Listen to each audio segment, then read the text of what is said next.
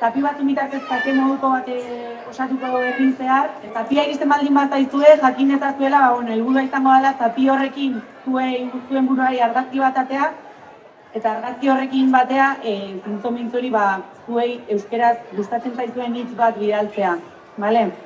Eta euskeraren egunen abendun ilun emango jo bukaera ekimen honei. Orduan gaur, gu hemen notean helburua pixkat, kate horrei hasiera emango dien pertsonei zapi horiek jartzea. Beraz, animatu eta tokatzen baldin bat zaizue, eskerrak aldez aurretik, gure partetik, bale?